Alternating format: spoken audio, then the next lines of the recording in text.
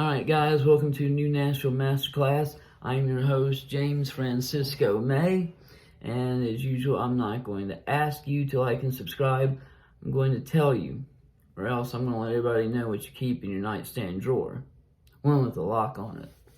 Today we're going to talk about what it's like doing a Soft White Underbelly interview. How do you get on? How do you get there? Where it's done at? What it was like during the interview and the aftermath of it. So, I had just been watching the channel, watching the interviews, and I think to myself, well, my story's interesting. I've got so much to tell, and I think I could, tell it really well. And the thought kept brewing in my mind. And eventually I got on his channel and started looking around and found an email. I shot him an email with a very brief description of my story. And magically, I don't know how, but he probably just happened to be on his phone because he answered immediately and said that's a hell of a story and asked me where I lived, and I told him I didn't hear anything back. And then I wrote back saying that I go to California a lot to see my son. He's like, well, that's good because I'm here in LA. And he gave me his phone number so I could get in touch with him easier. And about a week later, I texted him that I would be coming soon. And I didn't hear anything back from him for a long while. And then I texted back that, if you don't want to interview me, that's fine. I just need to know so, I can tell my son I won't be coming there until later in a few months. But he called me back and he was like, remind me who in your story. And I told it again. And he was like, okay. A few days later, I asked him if I could talk to him. And he said, yeah, he would call me later that night. And he called, and I told him that my story was long, and there was a lot to it. And I was thinking doing a part 1 and part 2. And he's like, no. Most people don't watch past 20 minutes. He said, you have to have a really good story and be very captivating. I was like, well, I am. But anyway, I had that, and he told me that, only 1 in 4 people actually make it onto the show.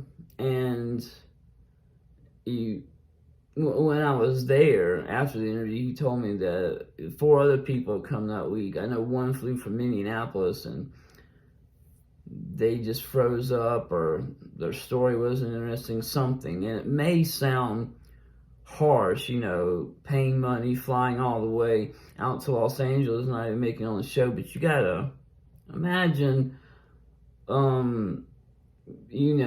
what kind of people and sometimes how they present their stories. Hi, I'm Randy. I'm from Pascagoula, Mississippi. Well, I've been around a cat. Hi, I'm Robert. I'm from St. Paul, Minnesota, and I'm a toothpaste critic. Hi, my name's Jimmy Gooch, and I'm from... And Mama said she didn't know where that skunk come from.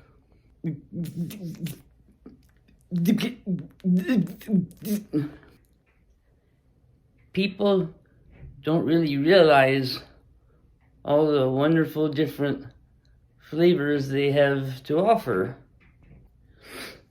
And that was a Christmas day where my Datsun broke down.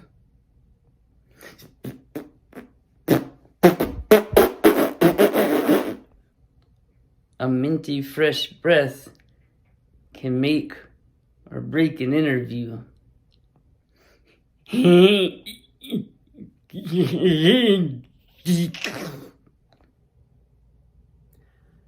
as you can see, anything can happen. So we're not going to think harshly about having to decide. You want to pick the best ones and put them out there. So I get my ticket. It takes a few weeks before I can go. And he told me to call him when I got out there and we'd set it up. So I flew out there and I talked to him. We set a date for Sunday because Monday was going to rain. And I don't know how, but I got my days mixed up and it was Sunday. And I was still in bed and I called him in a rush and I was trying to fly out the door. And again, he asked how long I was going to be there. I told him several times before, but this guy is busy. So he said, I told him, it's going to be a week. So he says, why don't you come Tuesday? So we planned for Tuesday. I remember I was very nervous, and I'd only seen 2 or 3 other videos come out in the time I was waiting, so I thought they were spaced out. So that morning, on Tuesday morning, I get an Uber and I go out to Skid Row. It's the first time I've been there since I had last been out there and lived out in Skid Row. And it takes me a minute to find them, but I do. And we go inside and I sit on a chair, and within 5 minutes, he starts asking me where I'm from, and I just do it. Now, I had so much time to prepare, and I also knew that I only had so much time that I couldn't just ramble about nothing. So I thought about some of the things I was going to say. So I get that done, and as soon as I'm done, he's like, that's one hell of a story. I'm definitely using this. And I was so excited to hear that because I was so scared I was going to go all the way out there and it wasn't even going to go up. And right after that, that was it. And we talked about maybe coming back. And I was like, maybe if I get enough likes, I can come. He's like, yeah, we'll see. Because, well, not everybody comes back. But I came back and I waited. He said it would take a few days. And then every single day, there was a new one coming out. And I wasn't prepared for that. I thought it was going to be spaced out. So there's just all these different people. Every day I'm waiting. And I'm like, I'm getting nervous. And then I realized I lost a ring while I was there, sometime in LA. So I called and asked if he had seen it around. And of course not. I mean, even if I did leave it there, someone was going to take it. But he did say he was working on mine, and I felt better about that. I thought he might have changed his mind. But it finally comes out, and I'm excited. It was hard watching it. But the thing about it was the response, how you deal with this after. Let's look at some of these wonderful comments. This is the most brutally honest interview I've ever seen. The story is wild. Wonderful storyteller. Best interview yet. Best interview yet. You need to write a book. This needs to be done in a documentary. They should make a movie. Jamie, write a book. And it was one of the best stories. And I know I told him that I had a really good story and I was good at saying, talking about it. But there's also, with all these super smart guys, that was incredible. You're an inspiration. Amazing story. There's a lot of other ones. Like, he's lying. If you believe this, you're an idiot. It's the ones where Mark doesn't say anything, they just ramble on and doesn't really say much of anything. If you believe this guy, he's an idiot. I don't, wait, 47 minutes of BS. Oh, this guy's an inspiration right here. And this also sandwiched in between, what an incredible story, amazing story, what a story, and best interview. There's a lot of best interview. I told him I would be his best interview, but he also said that's what they all say, and I can believe that it is what they all say. There's, really ugly ones too, like, you're pathetic, you will never be anything. Him including the detail of his aunt shaking his mom makes me question what happened that day. What is your question? What did you think happened? I mean, I know there's trolls on here, and there's, a lot of people. He was high on this, wasn't he? What a thing to say. And there was a lot of other people that didn't watch it till the end, and they judged me too quickly and came out and eviscerated me on the comments.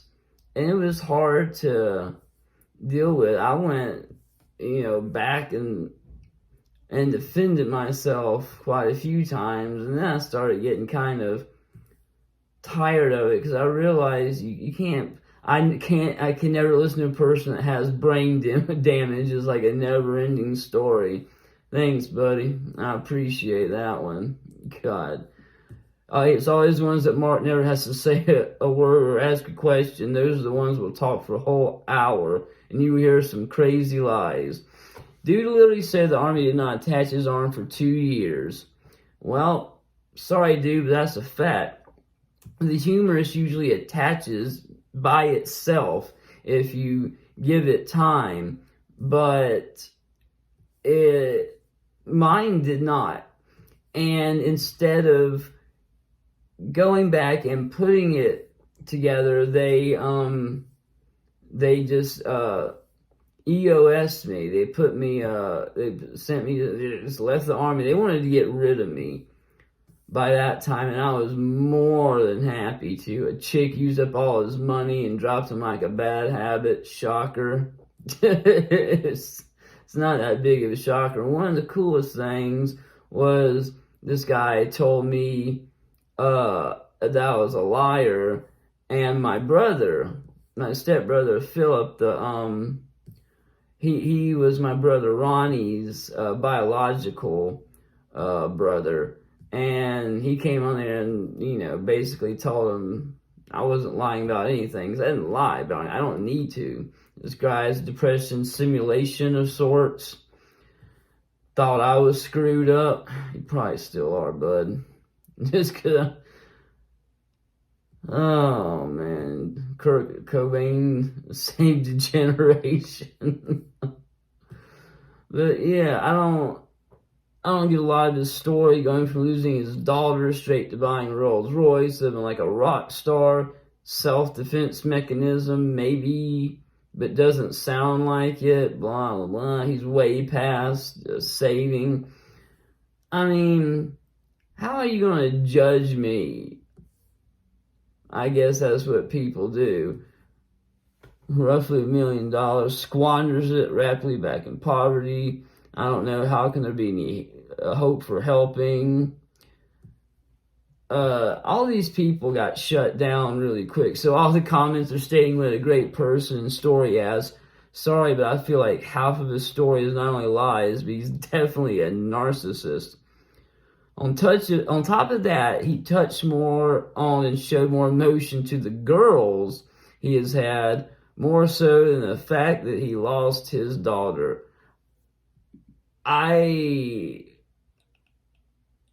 He's full of himself and crap, in my opinion. Well, Christopher Pugh, dude, I don't know what to say about that. I don't know how I showed more emotion, but I guess it's lonely sitting there in your mom's basement with nothing but some Vaseline in your hand to keep you company. But you gotta expect this kind of thing. If you want to do an interview like this, where this guy's got millions of people watching, people are going to, say things. This guy's had it tough. He takes little responsibility for anything. If you watch to the end, that's exactly what I was doing. And some guy is like, his uncle was killed August 27th at Kern's Pharmacy. Wrong buddy, wrong year, and wrong state. This guy's talking about something out of Utah. And mostly everything I got, and also tens of millions of beautiful girls at raves. Yeah, I made a mistake. It was tens of thousands. I saw that too. But thank you, everybody, for bringing it up. And this one woman saying that, oh, Jamie, will you ever get sober?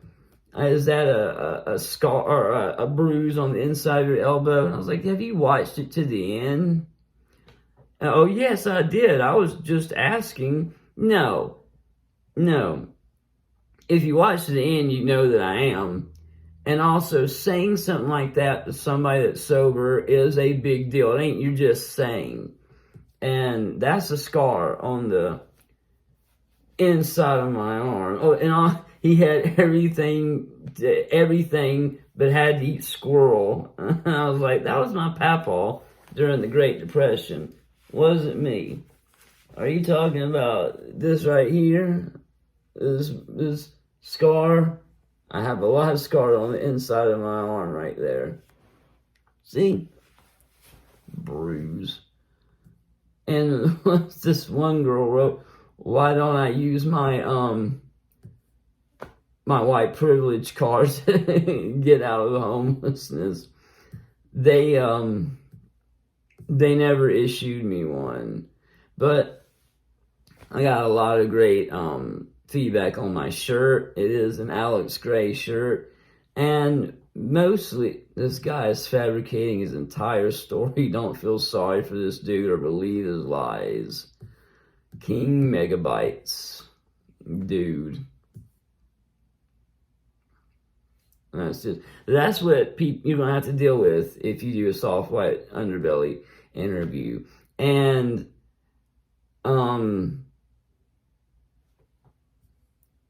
I don't know if he's going to ask me back. A lot of people, wants me, comment they want me to come back. A lot of people would like me to write a book and do a documentary. And I remember telling Mark, if you did a documentary on me, we would win Sundance easily, because that Million Little Pieces guy made a whole movie out of it. His story wasn't even as good as mine. It wasn't even true. But all in all, it was a positive experience. Anybody that does, when you're going to have to deal with people being mean, you're going to have to deal with other people's stories. May not be as good as yours, may not even be able to speak as well as you, but they will outdo you in likes. I don't see a real reason or rhyme. It has nothing to do with being a girl or a guy, being a drug addict, being a prostitute. At first, and another thing was him rushing me. Mark rushed me. at the end because he didn't want me to ramble on. But a lot of people were upset with him rushing me, wanted me to finish my story, and it kind of threw me off a little bit. It didn't really damage anything because, like I said, I was winding down to that point anyway, or I was building up to the end. But I have a lot of people want to hear more of my stories. They're on my channel, and hopefully I'll get to do another one. So if you're thinking of that you want to do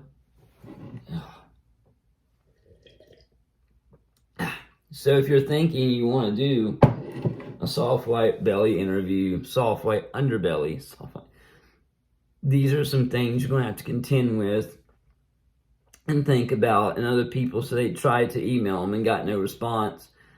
You're just going to have to keep trying. So I hope this was helpful to some people thinking about doing it. I hope nobody took any offense to anything I said or did. Certainly, Mark, he's great. He was always nice to me. The only people I hope took offense were the ones that had something crappy to say. Why send druggies to war zones? Who knows? Well, guys, I will see you on the next one, and have a good day.